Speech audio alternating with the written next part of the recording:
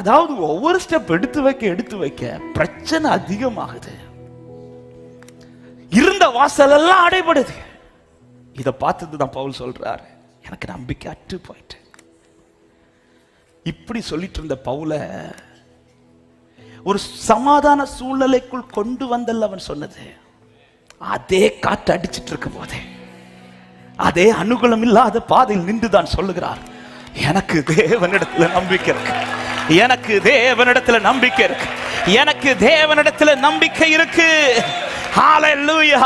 இந்த வசனத்தை தியானிக்கும் போதுதான் ஆண்டவர் இப்படி ஒரு வார்த்தையை எனக்குள்ளே சொல்ல வைத்தார். நடக்கிறத பார்த்தா எனக்கு நம்பிக்கை இல்லை, நடத்துகிறவரை பார்த்தா எனக்கு நம்பிக்கை இருக்கு. எத்தனை பேர் இந்த காலை நேரத்தில் சொல்ல முடியும், நடக்கிறத பார்த்தா எனக்கு நம்பிக்கை இல்லை, நடத்துகிறவரை பார்த்தா எனக்கு நம்பிக்கை உண்டு.